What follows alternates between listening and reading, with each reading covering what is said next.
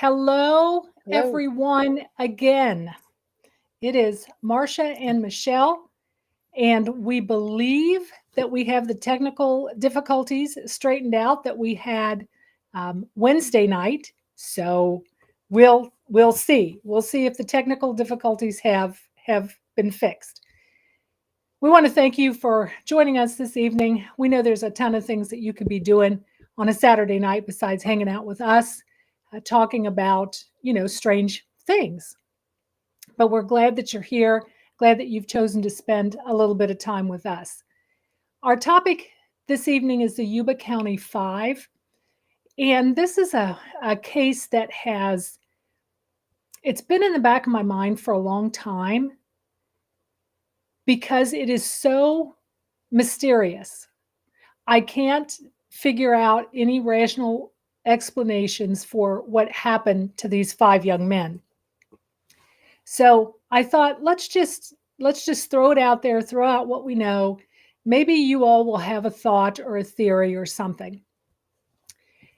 If you have any friends or coworkers, family members that you think might be interested in talking about and hearing about this story, please take a moment to share them out or to share us out.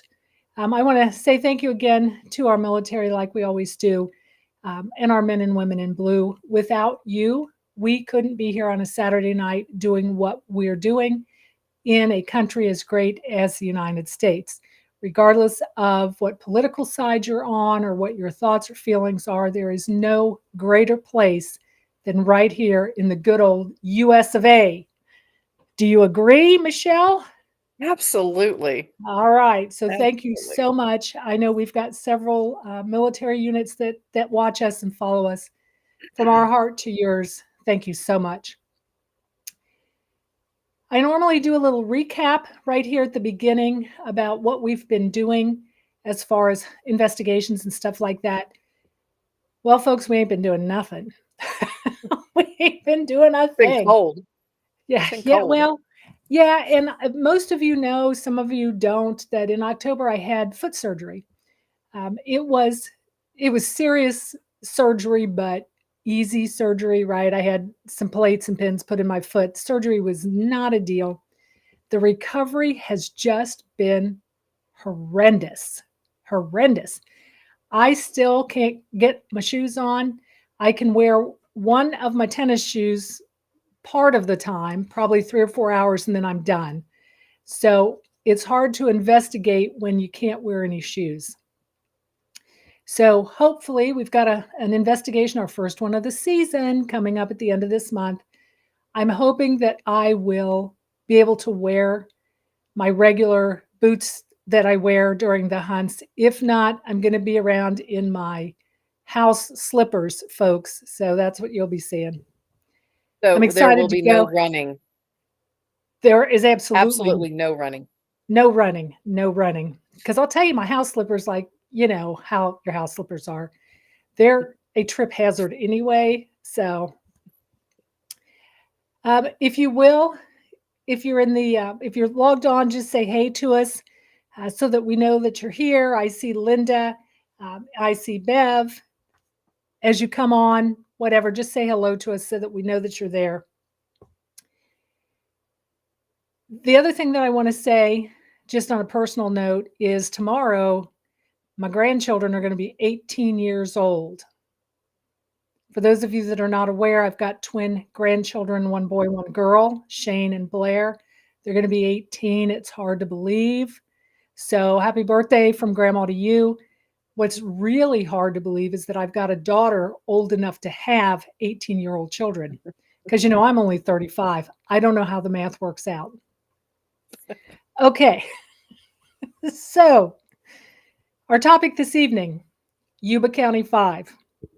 Yep. So, if you've heard the story, which I'm sure most of you probably have heard a little bit about it, let me know in the comments section what you know about the Yuba County Five, or if you know. And we're probably gonna have a little longer live feed tonight than normal because the background to the story is gonna take me a minute to give it to you. And then, we're gonna talk about what some of the theories are that happened to these boys. So let me pop up a picture right here. And again, if you're in the chat, please say hello. We'd love to know who's here with us. So the Yuba County Five is the name that was given to five young men from Yuba County, California, who disappeared back in 1978. Jack Hewitt was 24. Ted Ware was 32. Ted Ware. Jack Madruga was 30. Bill Sterling, 29. And Gary Mathias was 25. They were good friends, all of them. Ware and Hewlett actually was diagnosed with intellectual disabilities. Sterling and Madruga were considered slow learners, which was the term, that they used back in 1978. And Mathias was a diagnosed schizophrenic. However, by the time he disappeared, his treatment was outpatient, and his doctors considered him very well controlled, right? He wasn't showing any schizophrenic tendencies or anything like that. They were all, as I said, very close friends. They lived very near one another, and all of them lived with their parents. Now, Madruga and Mathias were both Army veterans, and they were the only two members of the group that could drive. And Madruga was the only one that had a vehicle. So on February 24th, 1978, the five of them decided that they were going to drive 50 miles to Chico State campus to watch UC Davis, which was their favorite team, play basketball. They were playing an away game at Chico State campus, and they were going to drive the 50 miles and watch the game and come home because, and correct me if I've got this right or wrong here, Michelle, but they had a basketball tournament the next day that they were actually going to play in. Correct. And that's why their parents, the trip had been made several times by Jack. And so the parents weren't too concerned because they all lived at home. But they all were excited about this game, but knew they had to be back that night because of their game the following day. Okay, so that's where we're at. And Sebastian, I do see your comment in there, and please add whatever, if I've got a detail that something different about, please throw that in there. Because you all can probably see it, but Sebastian is saying that he's been working this case for over a year, which I tell you, when you get started on it, you just go down the rabbit hole because it's so mysterious. And that Ted was not officially diagnosed with anything. Although the reports, that I had said that the two of them had been diagnosed with intellectual disabilities. But, back in 1978, that was such a wide range things were of so different. what it could be. Things were so different. Okay, so here we are, February 24th, 1978. The boys are in the car. They're in Madruga's car. They're going 50 miles up the road. This is a trip they'd made before. Madruga was familiar with the route. He had driven it many times before. After the basketball game, the boys stopped at a convenience store, which was more or less right across the street from the campus. And they stopped to get snacks and things for the trip home. And how well we know that from ghost hunting. We were always getting snacks for the trip home. But anyway, the convenience store clerk remembers them because it was 10 o'clock at night. She was getting ready to close up, and she was irritated that now she had, these five men in there more or less disrupting her closing, right? This is the last time they were known to be alive, right? This is a credible witness. Last time that they were known to, in fact, be alive. When they didn't get home by morning, their families called the police, okay? Now,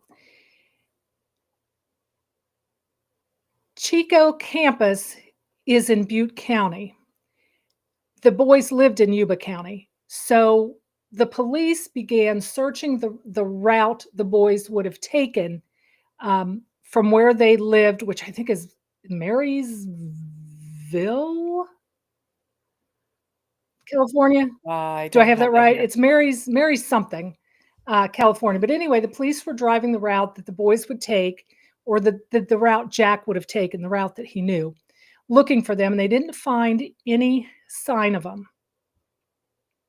But several days later, 70 miles away in Plumas National Forest, a ranger found Madruga's 1969 Mercury Montego, the car they were in, parked on a forest road.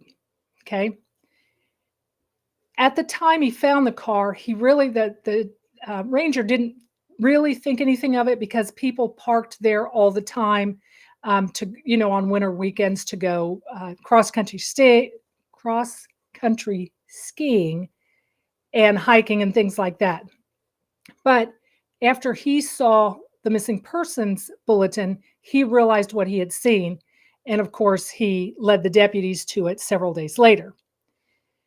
Now, evidence that they found in the car suggests that the boys had, in fact, been in the car um, because their snack items were in the car, right? Along with programs from the basketball game and a roadmap of California. Now, this is where it gets weird. And Michelle, you jump in if you can on this, because this is, I mean, it's weird to start with, but I say, now this is where it gets weird. How did the boys get 70 miles off track? Okay. So I've got another picture here. Let me see if I can pull this up. Da, da, da, da, da. Okay, here you go. I don't have a pointer, so, I'm just going to have to direct you here. Up on the upper left is where the boys were for the game. They would have come Where it straight. says Warner I'm Street. sorry. Where it says Warner Yes, Street. that's where the boys were for the game. In theory, they should have come straight down, which you can see they started coming straight down, coming back home. But at some point, they turned left onto an old road and went 70 miles or 2.5 hours off their trail, right? Off their route. I think what's significant about this is it was a forest road, it was snowy, it wasn't the route that Jack would have known to go on, right? It's not the route he was familiar with to get from the college back home. How they got off the trail, I think, is the first mystery. I mean, how they got off their route is the first mystery. Why did they make the left-hand turn? Right. Now, they were 4,400 feet up this mountain, right like at the snow line, just short of where the road was closed for the winter, right? Because in those old mountain roads, they close in the wintertime.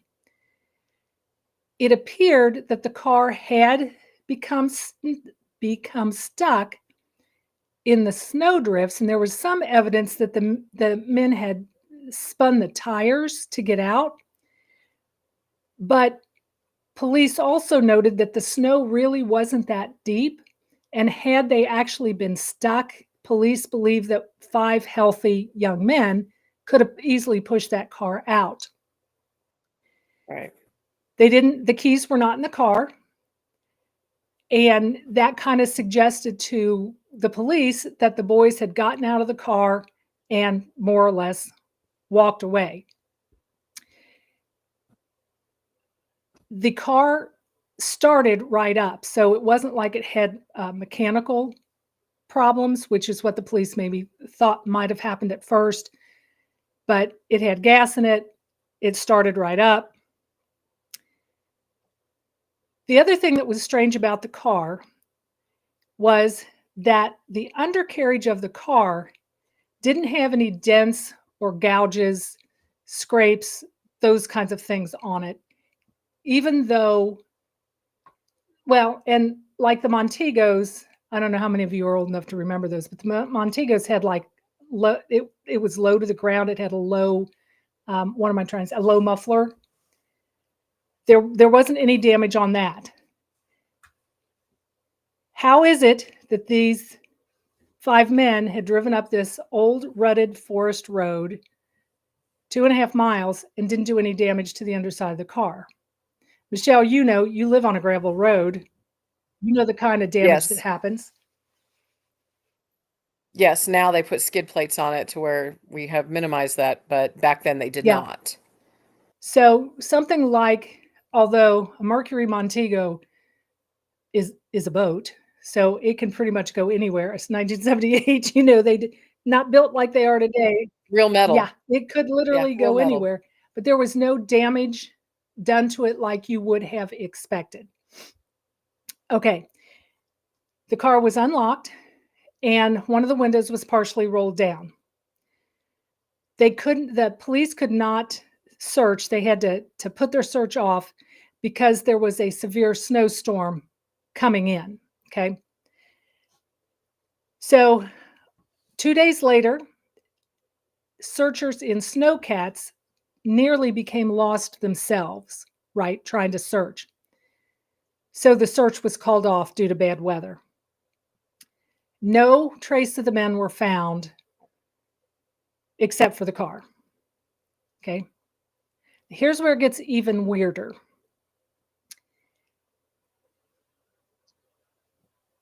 In with the missing persons flyers being put out, this fellow comes forward. Joseph, I believe his name is Shones, Joseph Shones. He told police that he had spent the night on the old service road where the car was found. He'd driven up there, meaning to check on his cabin, right? Apparently, he had a cabin up there. And he wanted to check the cabin and the snowpack and that kind of thing because his family was planning to come up the next weekend and do some snow skiing. But at 5:30 that night, now the boys had not yet arrived, right? They didn't leave Chico until 10. But about 5:30 that night, he had gotten stuck in the snow. And if I remember correctly, he was driving a Volkswagen Beetle. Sebastian, if you know that, can you confirm or deny that, please? I believe he was driving a Volkswagen Beetle, but he got stuck in the snow. As he was trying to get unstuck from the snow, he began to experience symptoms of a heart attack. So he got back in his car. He kept the engine running until it ran out of gas, right? 6 hours later, after he got back in the car, 6 hours later, he said that he saw headlights coming up behind him. So what time would that be? Can we do the math? What He was it? was I'm there at sorry. 6 5:30, hours later, that'd be 11:30. 11:30. Okay, so the boys would not have had time to get there yet, right? Because they didn't leave Chico until 10 and they had a ish. 2.5 hour drive up that mountain road. So this cannot be the boys. But anyway, he said that he saw these lights coming up behind him. Um, they had their headlights on. There was a group of people. They stopped. There was a group of people around. He hollered out for help. They turned off their flashlights and ignored his call for help. Then he said that he recalled a pickup truck parking briefly behind him. And then the truck continued on down the road past him. Once he ran out of gas in his car in the early morning hours, the pain in his chest was so intense that he walked 8 miles down the road, back down from where he came, to a tavern to get some assistance. Now, Sebastian, I see that you say he changed his story 6 times. I don't doubt that one bit because this is a crazy story. This is a crazy story. Okay. What am I missing about that, Michelle? He sees the people Um, behind him. They turn off the flashlight. They don't help him. Then he sees a truck. yeah, because that was one that he thought he saw a woman holding a baby, and he did change his story a little bit, but you and I kind of talked about this offline. Is did he see the same vehicle? Did he see two different vehicles? Kind of what exactly he saw may have been skewed simply because of the pain he was in and whatever he was going through. Yes. Now, police did verify that he had a heart attack. So I think that's probably the only part of his story that we can believe. And I'm not even sure. I'm not even sure he was up on the forest road, to be honest with you. But anyway, that's the story. That's the story. He was up there and he hiked 8 miles back. I can tell you, folks, if I'm having a heart attack, I do not believe I'm going to be able to hike 8 miles in the snow. I could be wrong. I could be wrong. So, anyway, here we are still, no sign of the boys. But we got this guy that says he was up there where the car was found. On June the 4th, right, so we're talking about 4 or 5 months later, the snow is starting to melt, right? And a group of motorcyclists go up to a forest cabin. Now, I do know from my daughter Jessie hiking all the time, that there's ranger cabins all in these national parks, and they keep these cabins kind of supplied for people that are hiking, right? Although this was a Forest Service cabin, right? 19 miles from where the car was found, right? So you got this group of motorcycles, they're going up to this forest cabin 19 miles from where the car was found. The front window of this trailer, it was actually a trailer, was broken. And when they opened the door, of course, they are overcome by the smell of a dead body. It turned out to be Ted Ware's body, is who it actually turned out to be. So the searchers came back, of course, and they searched the area from where the car was found to the forest cabin. They did find the remains of Madruga and Sterling on opposite sides of the road. Then, okay, I'm a little unclear here because, yeah, and then a couple of days later, okay, so they found the two on opposite sides of the road. They suspected they all had been walking together. One of those two had become tired. The other one stayed with him, didn't want to leave him alone. They died from hypothermia. A couple of days later, Hewitt's father actually found his remains about 2 miles northeast of the trailer. Okay. Now, the other fella, Matthias, was never found. His body was never found. Now, where it gets even more weirder than that is inside the trailer, it was stocked with MREs, which are meals ready to eat, right? It had fuel, so they could have started a fire. It had winter clothing for the Rangers, but none of that was disturbed, except I think one or two of the MREs had been opened. It was obvious that they had been there a while because Ware had actually lost about 100 pounds and he had facial hair. So he had lived for some time after they went missing.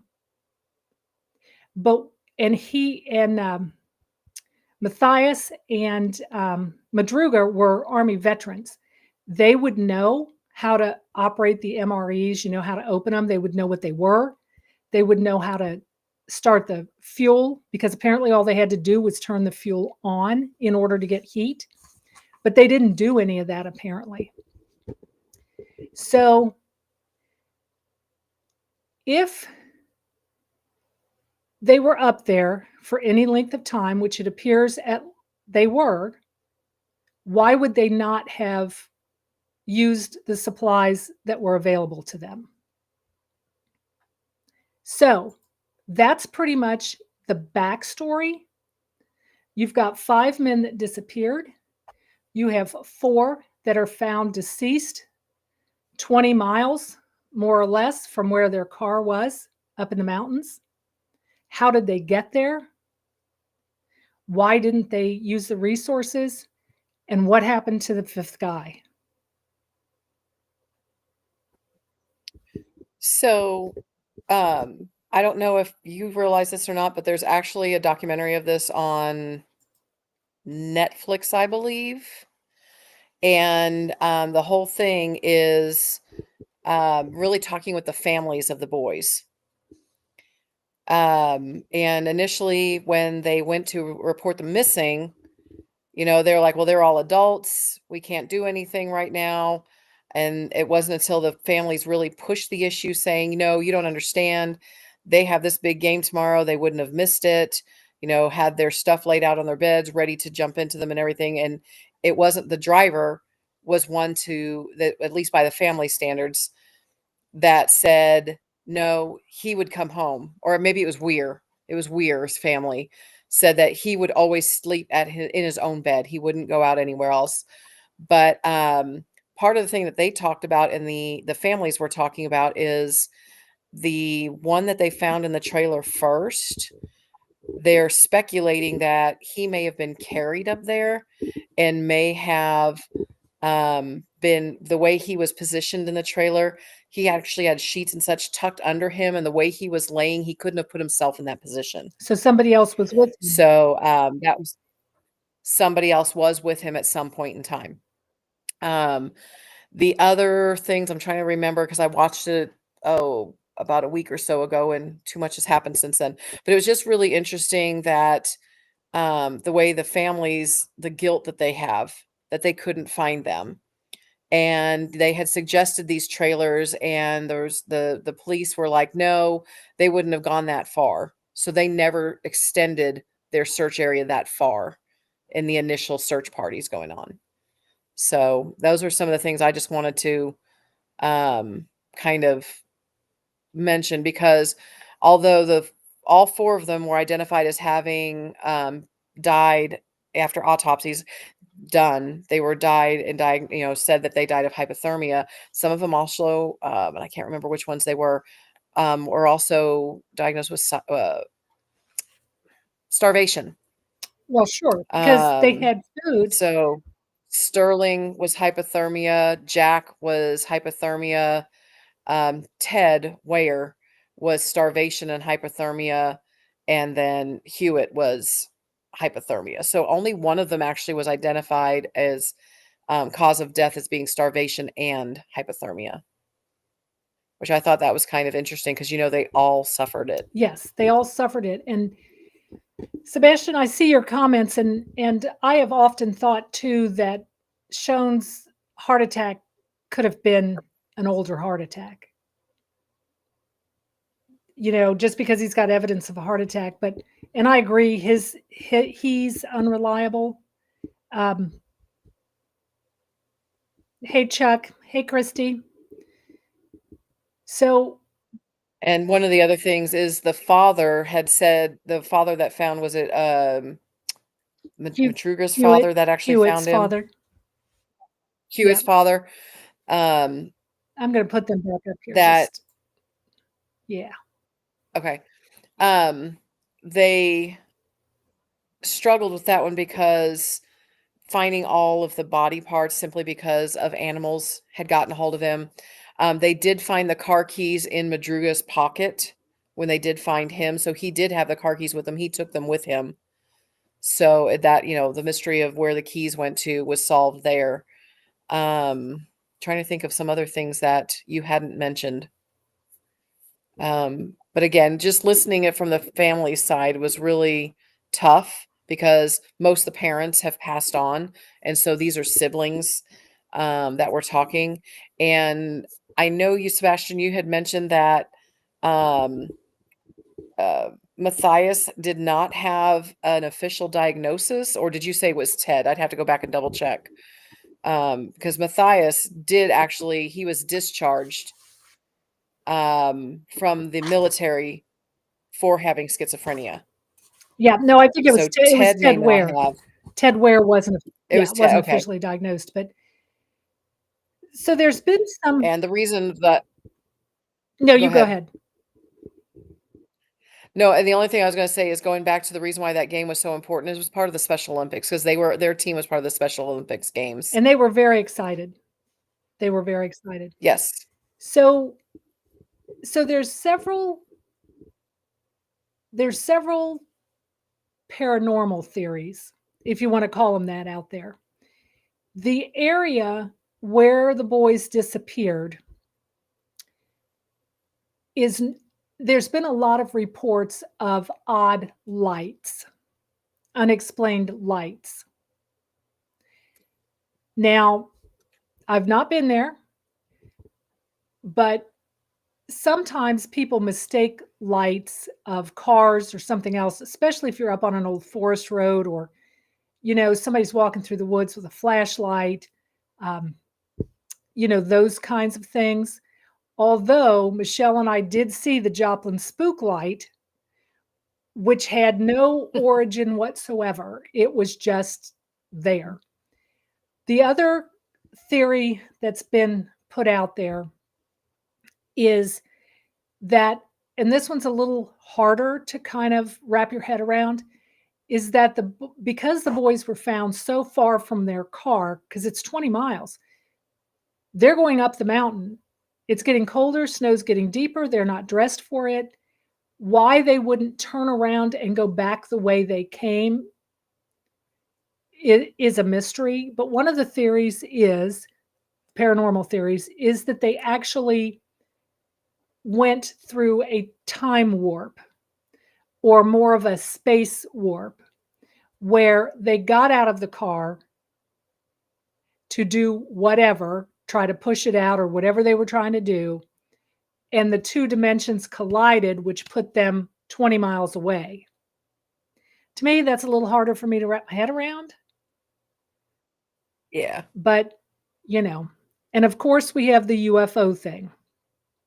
So Well, there's another theory. Did you know about the theory that perhaps they were going to go visit friends of Matthias in a nearby town, I had heard that. I had heard that. and that they may have taken a wrong turn? But I just don't see, and you all in the chat, you chime in too. I just don't see, if you've got 5 men that are slow learners or developmentally disabled or whatever was going on.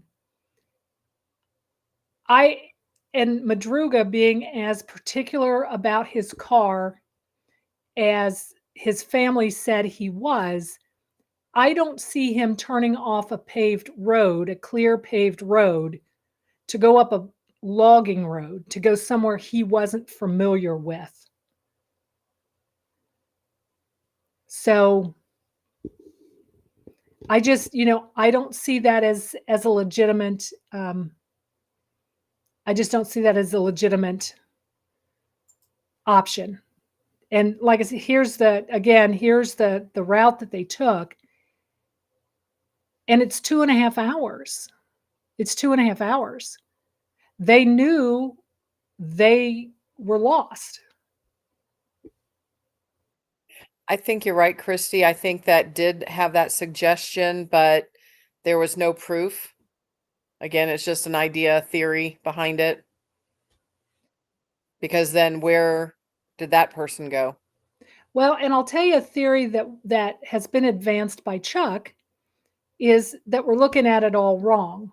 We're trying to make it too hard, which I didn't see the Netflix doc, but if you think about the carjacking theory, I would have trouble believing that somebody would carjack somebody and take them up an old logging road because they're not going anywhere, right? It's not like they're taking them into the city or whatever. But anyway, Chuck's theory was that somebody abducted them, which would fit into the carjacking. When they got stuck, they marched them on up for whatever purpose nobody seems to know, and that at least Ted Ware was alive and they kept him in that cabin for whatever reason.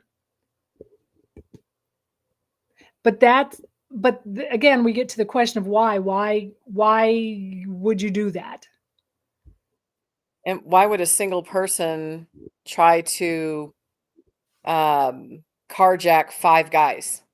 Because even though they were slow, they didn't look it. They were adult looking people. I mean, one of them was what, 32? Yeah. Yeah. So Weird. yeah, so I don't know, the whole thing is just kind of bizarre. And like I said, it's been nagging at me for years. I can't think of any legitimate reason that the five of them would take that road. Something made them take that road. Something or somebody. Right? But the fact that Matthias is still a missing person. I think it.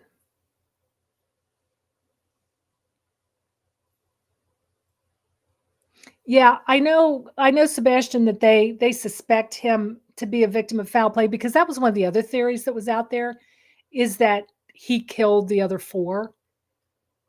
But that doesn't make sense either, because at some point he would surface if he's still alive. You know what I mean? That he would surface. So I don't know. I think maybe Chuck might be onto something, as much as, I don't like to admit that Chuck might be onto something.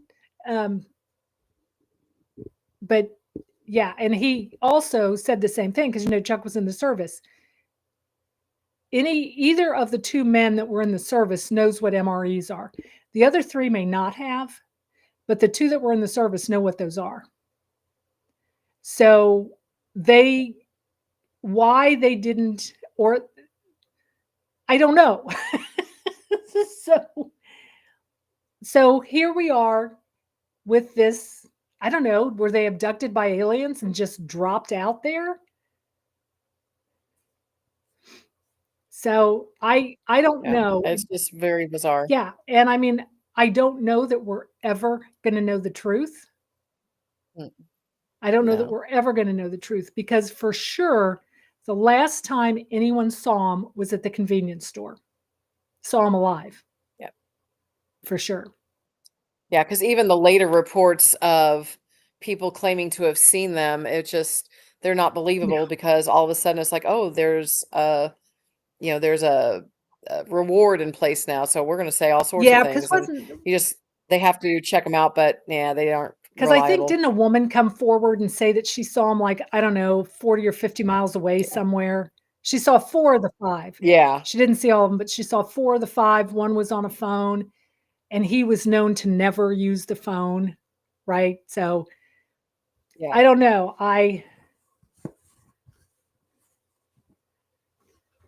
Well, Bev, you and I have that semi-military training, though. We know what that stuff is. But we know what MREs are. So, but if you take somebody like Blair, for example, my granddaughter, she has no idea. You put her in a cabin with those, she's going to think they're just little boxes of rat poison or something. She's not going to know what those are. And who knows? Of course, Chuck was in the service in the 70s, so who knows how they were packaged and what they looked like. They may not look like they look today. But that's what's always kind of, I mean, I kind of get, I can kind of see if they were in fact, they got out of the car and started walking ahead, thinking they were going somewhere or looking for a light or looking for something, that maybe if one of them got tired and too cold to move, another one would stay with him, right? They wouldn't just leave one alone. So I can kind of see the two bodies being together for that. But I don't know that the other four wouldn't have carried the fifth one that couldn't make it any farther. I don't know. It's just completely bizarre. And like I said, there's a lot of theories out there, some paranormal theories. Um, Bev, maybe it was your Yeti that got him. I don't know. But But again, the question that they on why they didn't stay with the car, because parents even said that, Madruga doesn't like cold yeah, weather. Why would he get out of the car? Why would they get out and not stay where the heat was?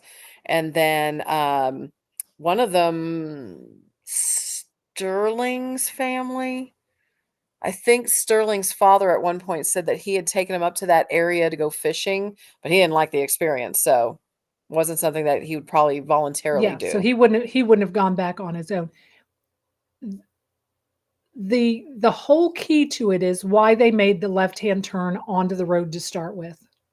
That's the whole key to it. Yeah, And there was no yeah. evidence that there was another car up there. Like it's not like they were like semi Following carjacked and someone? forced, maybe somebody took two or three of them in their vehicle and other people rode with Madruga and they drove two cars. You know what I mean? Um, so I don't Yeah, know, but I think the whole mystery can be solved if we ever find out or figure out why they made that left turn up onto that road. yeah. Unfortunately, I don't see us figuring it out. I don't either. I don't either, unless somebody drops out of the sky that knows something. All right, folks, that's what I know about the Yuba County Five. I wanted to share that with you because it's been on my brain. I've been pondering it for years. How did this happen? Although people do crazy things all the time. People do crazy things all the time. So I don't know, but that's all the theories that I have heard about, and none of them Yep. seem to be workable. Not Really, completely, no. none of them seem to be workable. So, but if we ever do find out why they made that turn, that's the key to all of it. That's the key to all of it. All right, ladies and gentlemen, Michelle, you want to throw our social media up for just a second? You all know well. Before you do that, don't do that. Don't throw the social Okay. media up. Okay, so I just want to make a plug for my Midwest Murders YouTube channel. I do a YouTube channel, most of you know, about unsolved little known murders called Midwest Murders. I am 4 subscribers short of being able to 3, grab that name. Three 3. subscribers short of being able to grab that name. So if you are interested, but only if you're going to watch them. If you're not going to watch them, don't do it because you're going to screw me up. Okay. If you're interested in little known unsolved murders, I want you to go to YouTube.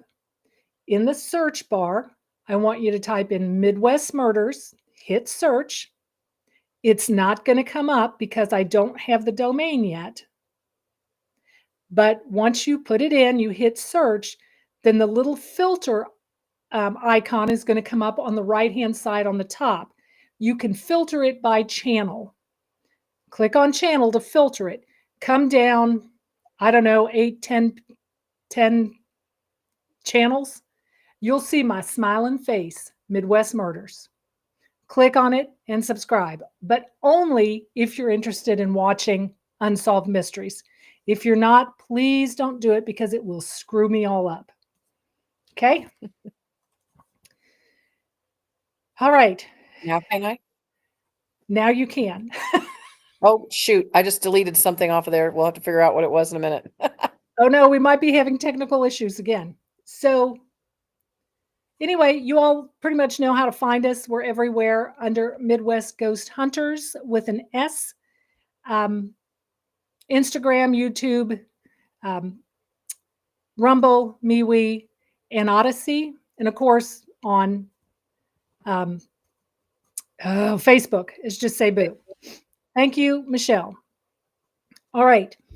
I want to talk to you about, do you know how to get it off? Oh, looky there. You got it off. Okay. We do have our 2025 schedule pretty close to being done. Pretty close to being done. The end of this month, we're going to go to Evansville, Indiana. We're going to investigate our first investigation of 2025. Yay, I am so excited. We're going to go to Willard Library. I'm excited about that. That's a new place we've never been before. And we've got several new places on the list. We're also going to do one of the churches that's pretty local to us here in mid-Missouri. They have asked us to come in and investigate. It's a pre-Civil War church. It was built in the 1850s-ish. So they've asked us to come in and investigate. They don't hold church service there anymore, but it is completely restored exactly like it would have been. We're the first team to go in, so I'm excited about that. We are also going to go to the Brown Grand Theater in Concordia, Kansas. That's new to us. The 1861 Masonic Lodge in Keithsville, which was on the list last year, and we didn't get to it because Michelle and I just kind of sloughed it off. And we're going to go to the Cambry House and Farm in Illinois and the Rice Tremonti House and Farm here in Missouri. Those are all brand new places to us. I'm excited. We also are putting a couple of our old favorites on the list. We are going to go back to Edinburgh in Iowa. I absolutely love that place. It's one of the most haunted places we've ever been. So we're going to go back there. We're going to go back to Trans-Allegheny. We're going to do that in the summertime because y'all know when we went the last time, it was 25 below. Not doing that again. So anyway, what have I forgotten? Michelle, anything? Nothing? I think you've got it all. Think we got it?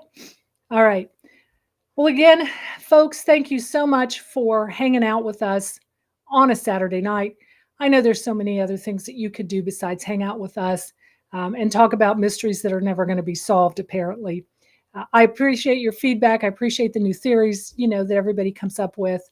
And I hope that you enjoy hanging out with us. And I'm looking forward to our adventures and sharing more adventures with you. So I guess until next time,